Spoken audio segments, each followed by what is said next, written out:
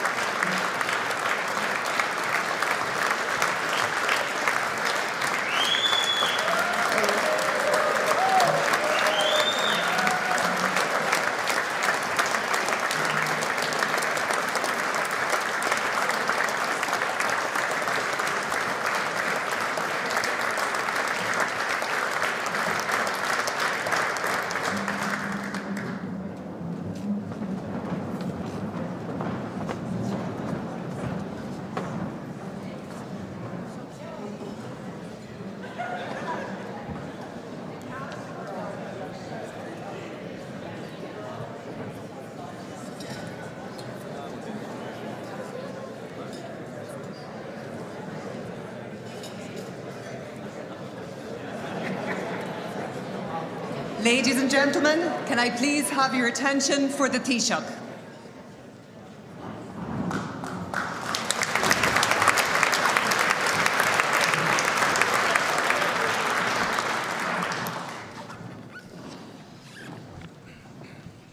President Biden, Your Uachtaráin, Your Taoiseach, distinguished guests, ladies and gentlemen, dear friends, do fáilte romh go léir chuig Caisleáin Blach Lia. Almost 250 years ago, some 3,000 miles away, on the far side of the Atlantic Ocean, a brave band of patriots summoned her children to her flag and struck forth for freedom. It was a proclamation of liberty that inspired people around the world.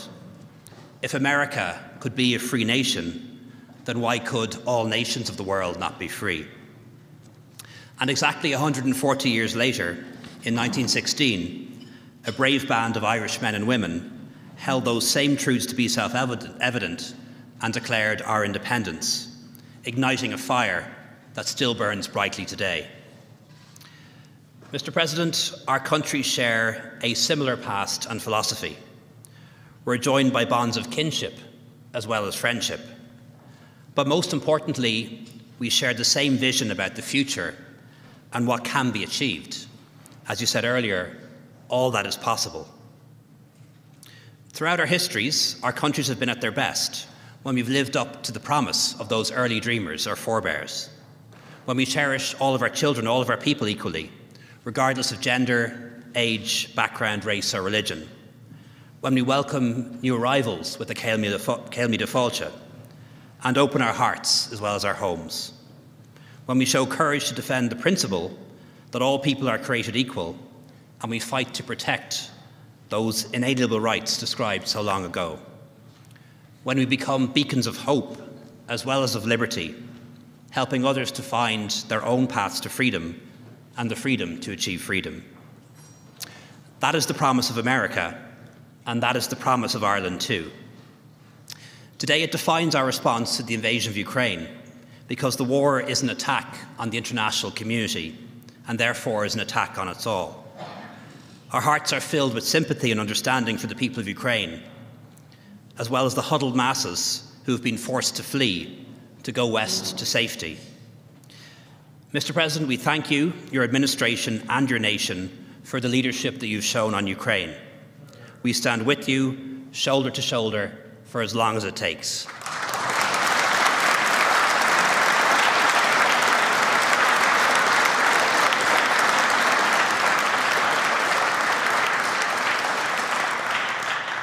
Mr. President, 25 years ago, a different band of dreamers and realists, men and women, peacemakers and idealists, came together to make a new promise to a new generation of people on this island. It was the promise of peace, of a future free from violence and the fear of violence. America helped make that peace possible, and your country and your politicians from across the aisle helped protect that peace in the years since, and for that we are eternally grateful. So thank you for putting yourself on the line for Ireland on so many occasions throughout your career. Thank you for continuing to do so as President. By looking always to the future, you've helped us move on beyond the past and build something better. You have made an enormous difference, and on behalf of all of us here, we thank you from the bottom of our hearts.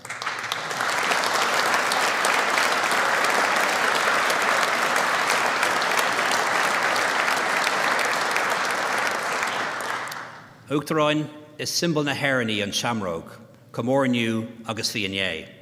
Seasan sibh dó siúd a going a rugú an seo, ar gláin níos lethe ar fud an down, agus gach duine hagan an seo chun tús a chur le saol nua.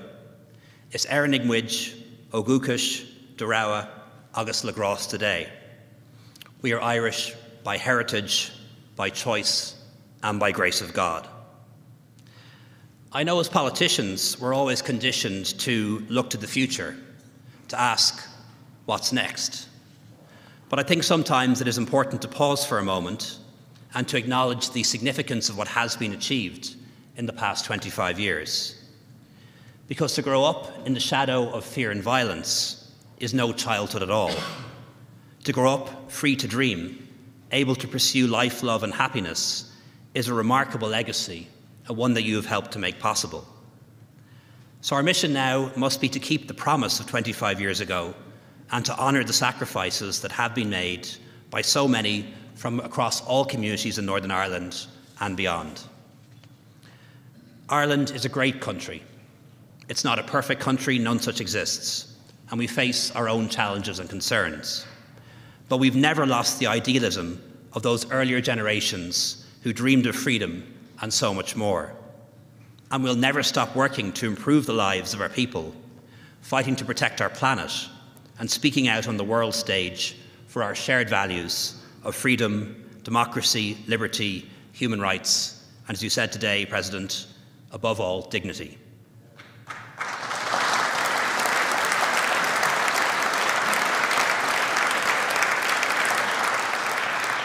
Mr. President, that is the story of Ireland, and thank you for making it your story too.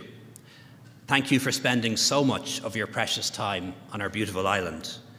Thank you for bringing such a large delegation with you. Cabinet secretaries, members of Congress, advisors, officials, mayors, your ambassador, and of course your family. Thank you for coming home to us. Mr. President, I invite you to take the floor.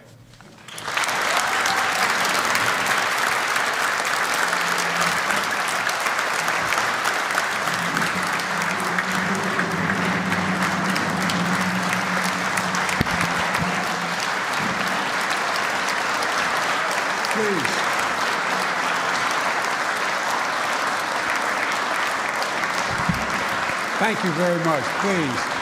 Please sit down. My colleagues with me know me, and they're never going to forget this. First of all, what I haven't done yet, and I'm going to ask, I won't take all the time to introduce everyone, but I'd like to ask all the members and former members of the Congress and the previous administrations who are here as part of our delegation to please stand up, everybody. All of you. Chris, stand up.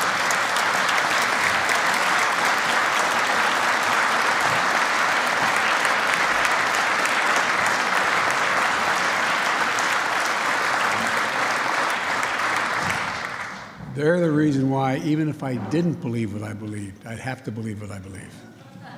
Because they're all strong supporters of Ireland and peace and security in Europe. Folks, one of the people here today, who does not hold an office now, came in his mother's womb when John Kennedy was speaking here. John Kennedy's wife could not make the trip, Mrs. Kennedy, and so he did what I would do. He invited his sister to accompany him, as my sister is with me. And his sister was was an incredible woman, but so was the young man that she bore. Mark Shriver, where are you, Mark? I want you to stand up and stay there.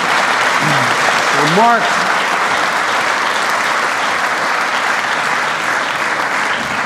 when President Kennedy addressed the dial, I don't know whether Mark remembers the speech or not, but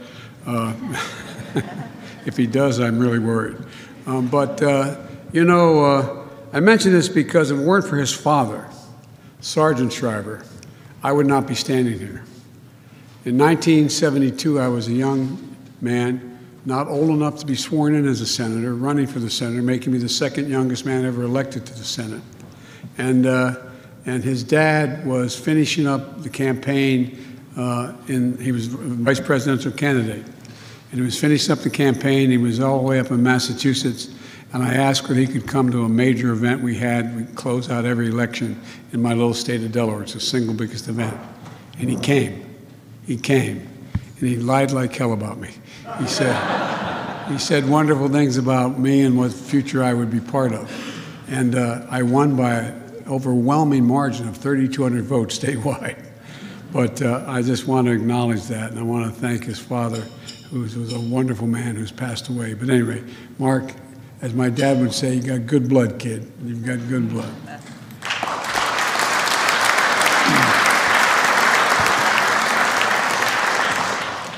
And growing up, we called him Grandpa, my Grandpa Finnegan used to say, if you're lucky enough to be Irish, you're lucky enough.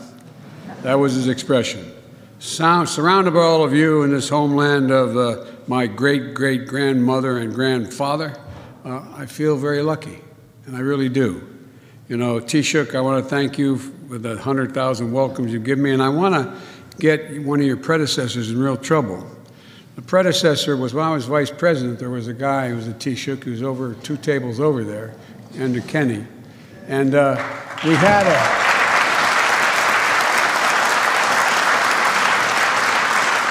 I would have a breakfast as vice president, I'd have a breakfast every St. Patrick's Day for those who were the leading Irishmen in the United States Congress, as well as a couple of the prelates who were around, who were big supporters, and the Taoiseach. And Enda came over. We did that 8 times, I think, while I was there. The 6th time that I had him over, and then I'd walk him over to the White House to meet with the president. And we'd sit with the president. And so I'm sitting where the vice president sits, and the president is where he sits, Obama. And Enda looks at the president and says, for God's sake, Barack, let the boy go home. You keep sending him to Iraq and Afghanistan. No, let him go home. And Barack turned around and said, well, go the hell home. Go home. Well, anyway, I want to thank you, pal. Thank you for doing that. And I appreciate it. That was my first legal way to actually come as a sitting vice president. And you know, I want to thank the Lord Mayor Caroline Conroy tonight, and I bring 100,000 welcomes. I'm not going to attempt to say it in Gaelic, from every corner of the United States, because every corner of the United States is loaded with Irishmen who would be delighted to be here. Proud Americans who also count themselves as sons of yours, daughters of yours, cousins, brothers, sisters, grandparents, parents. They really take great pride in their association with Ireland. And quite a few who wish they were lucky enough to be Irish as well. And the fact is that I also want to thank Marie Haney for being here tonight and attending this evening as well. But it's special to have her with me tonight. Where's Ryan, Marie? Thank you.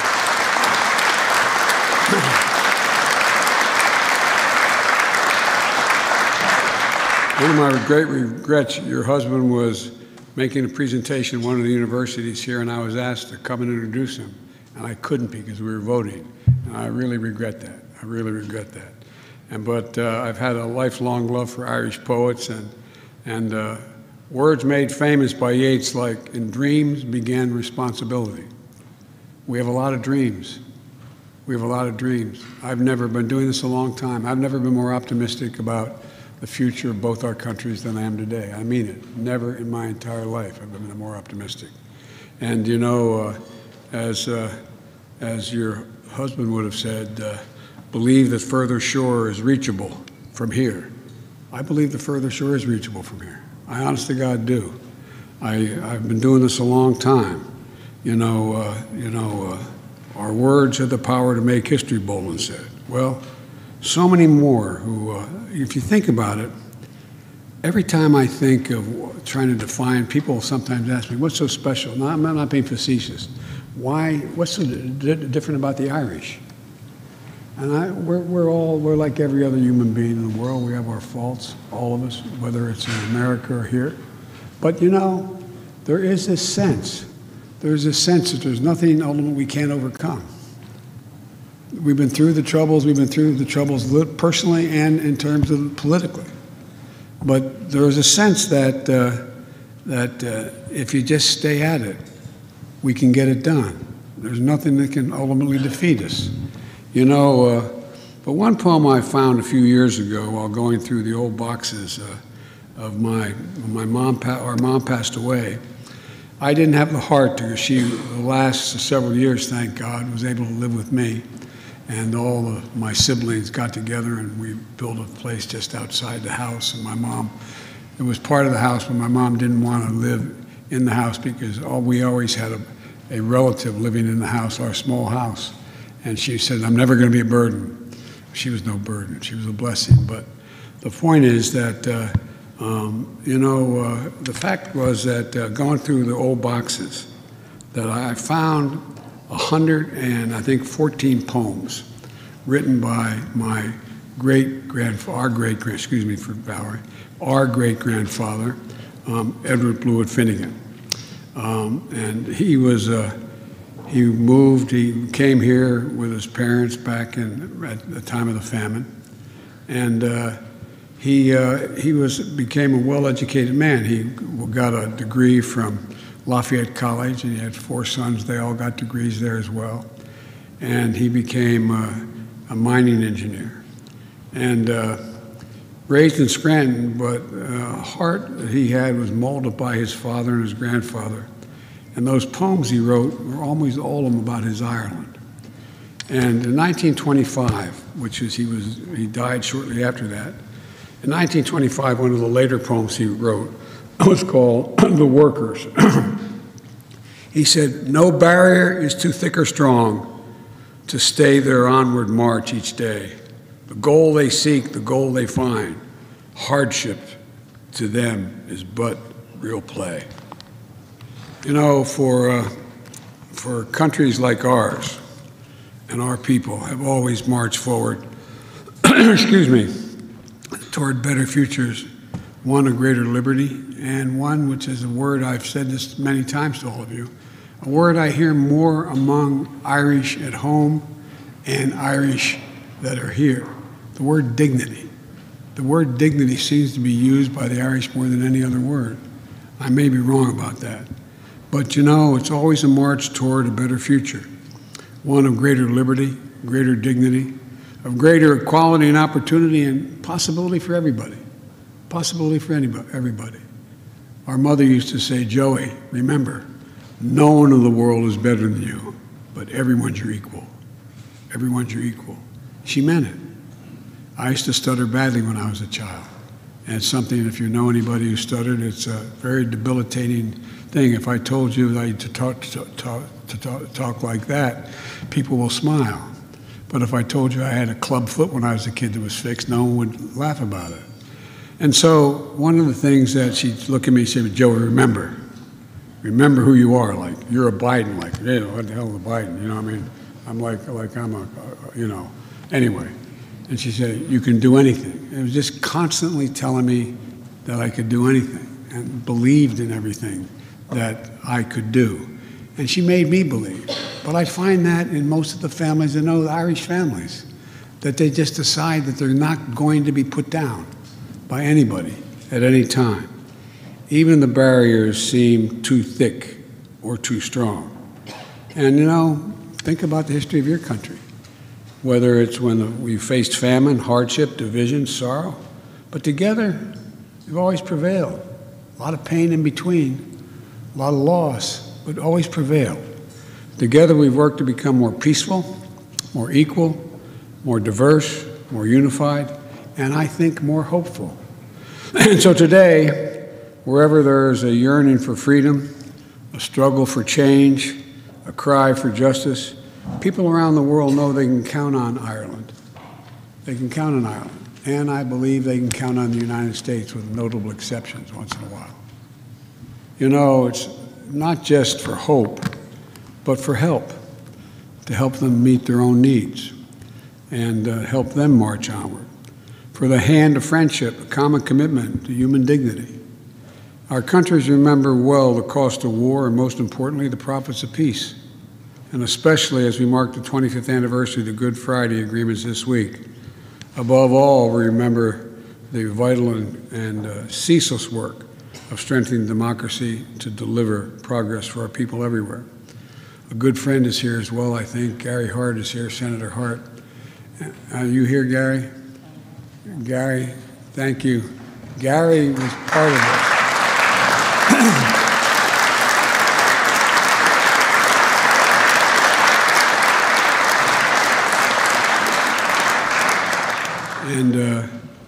And I just want to say that, I'll end by this. I think we really do stand at an inflection point.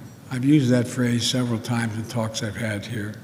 But the decisions we make now are going to determine what the next 3 or 4 decades are going to look like. They're going to lay down the path that we're going to follow. It's happened every 5, 6 generations throughout history. Things are changing. We have an opportunity to make things better or lay back and let events determine what we're going to do. And folks, tonight, sitting in this beautiful castle where I had the honor to speak to the people of Ireland in 2016, let's resolve to march onward with each other and all those who seek a better future, because the vast majority of us do. So let's renew our commitment to defending all the values we stand for. And let's remember, no barrier is too thick nor too strong for Ireland or the United States of America, especially today. There's nothing, and I mean this from the bottom of my heart, there's nothing our nations can't achieve if we do it together. I really mean it. So thank you all. God bless you all. Let's go lick the world. Let's get it done. Thank you.